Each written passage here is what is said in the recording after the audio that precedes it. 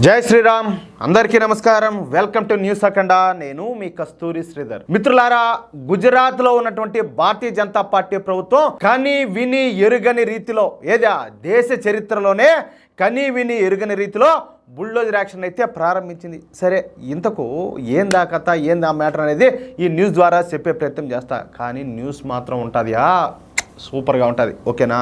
బంగ్లాదేశ్ మియా ముస్లింలు మొదట పశ్చిమ బెంగాల్కి వచ్చి అక్కడ ఫేక్ డాక్యుమెంట్లను సృష్టించుకొని ఆ తర్వాత మిగతా రాష్ట్రాలకు వచ్చినట్లే ఈ గుజరాత్ కూడా రావడం మొదలుపెట్టారు.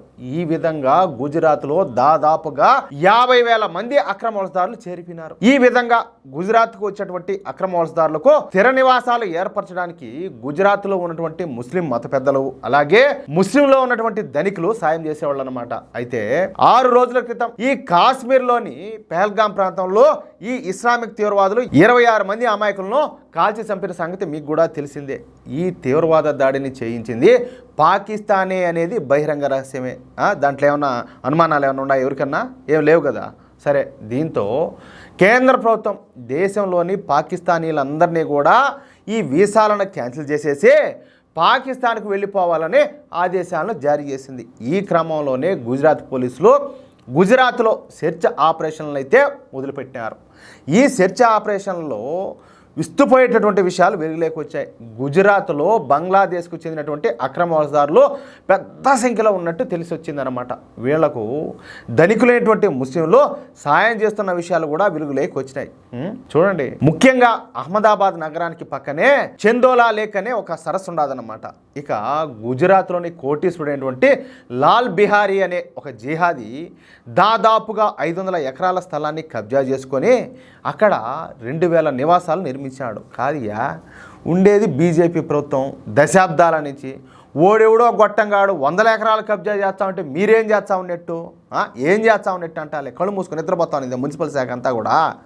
ఏం చేస్తా ఉన్నారా? 500 ఎకరాలు కబ్జా చేశాడు, 2,000 మందికి అక్రమ నివాసాలు ఏర్పరిచాడు. ఎవడికి? ఎవడో బయట దేశాల నుంచి వచ్చిన వాళ్ళకు, అక్రమ చొరబాటుదారులకు. మీరేం చేస్తారు ఇంకా ఎంతకొనో? కాదులే, ఏమన్నా ప్రతిసారి మోడీ పుణ్యమా అని చెప్పేసి బీజేపీనే గెలుస్తుంది, ఈసారి కూడా బీజేపీనే గెలుస్తుంది అని చెప్పేసి ఏమన్నా కళ్ళు మూసుకొని కళ్ళగంటున్నారా? ఎట్ట కష్టపడకుండా ఏం వచ్చారంటాలే.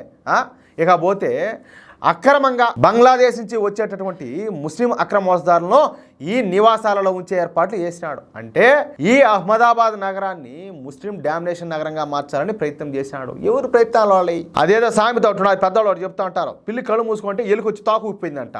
కానీ మనం కళ్ళు మూసుకుంటే వాళ్ళు ఏమైనా చేస్తారు. మీరేం చేసినట్టు ఎందుకో.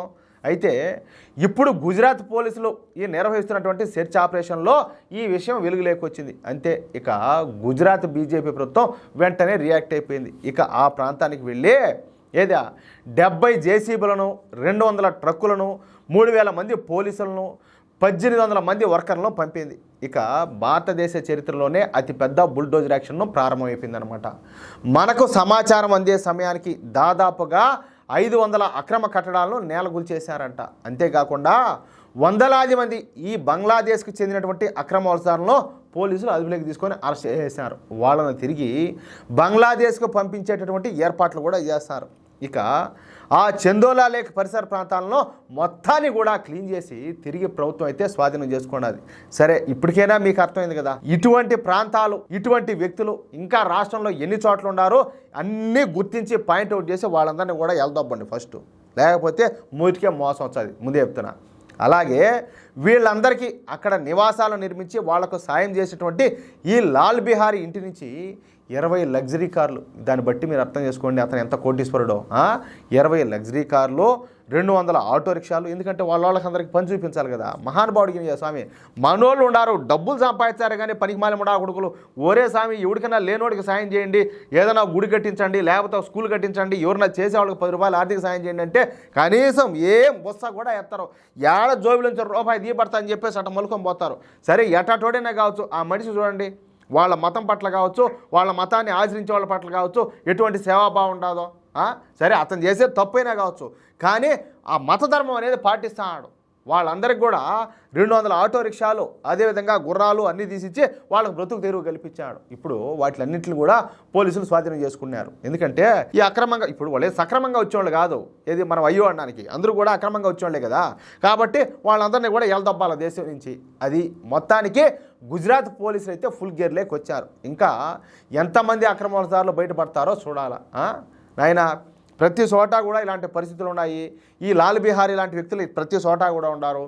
మీరు జాగ్రత్త పడితే ప్రభుత్వ భూములు కావచ్చు, లేకపోతే ప్రైవేట్ వ్యక్తుల భూములు కావచ్చు, కబ్జాలు కాకుండా ఉంటాయి. ఎవరో వచ్చి ఏ ఏడాది నుంచి వచ్చి ఏదో ధర్మసత్రం అన్నట్టు వాళ్ళంతా వచ్చి టెస్ట్ వేసుకొని కూర్చోకుండా ఉంటారు. ఎందుకంటే వాళ్ళు కూర్చున్న వాళ్ళు ఊరికే ఉంటారా? మళ్ళీ వాళ్ళంతా ప్రభుత్వ సొమ్మే కదా. ఎందుకంటే అన్ని Aadhaar card fake, ration card fake, voter card fake, అన్ని ఫేక్లు అని చెప్పుకొని మనం కష్టపడి మనం సంపాదించి మనం పనులు కడతా ఉంటే వాళ్ళు పంది కుక్కలు మారి తింటూ ఉంటారు. తినేదానికేమో వీళ్ళు సపోర్ట్ చేస్తూ ఉంటారు. అట్లా జరుగుతుంది. మొత్తానికి ఏదైతేనేమి ఇప్పుడు మనల్ని వ్యతిరేకించేది అది పాకిస్తాన్ కావచ్చు, లేకపోతే బంగ్లాదేశ్ కావచ్చు, ఇంకోటి కావచ్చు, వాటి పని కంప్లీట్ చేయాలా. అదేవిధంగా దాని పని పూర్తి చేసిన తర్వాత మన దేశంలో ఎవరైతే టటోళ్ళంతా కూడా ఉన్నారో, పావులన్నీ దూరం ఉన్నాయి కదా దేశం లేక, వీటిలన్నిట్లు కూడా కొట్టి తోసేయాలి బయటికి అంట. ఏమంటారా? అది విషయం. మిత్రులారా, ఈ న్యూస్ కనుక మీకు నచ్చినట్లయితే ఖచ్చితంగా ఈ న్యూస్ నలుగురికి షేర్ చేయండి. అదేవిధంగా ప్రతి ఒక్కరు కూడా మీ యొక్క అమూల్యమైన అభిప్రాయాలను తప్పనిసరిగా కామెంట్ రూపంలో తెలియజేయండి. ఇంకో విషయం ఏంటంటే, ఇంతవరకు మీరు కనుక మన ఛానల్ సబ్స్క్రైబ్ చేసుకున్నట్లయితే ప్రతి ఒక్కరు కూడా మన ఛానల్ సబ్స్క్రైబ్ చేసుకోండి, సపోర్ట్ చేయండి ప్లీజ్. జై హింద్.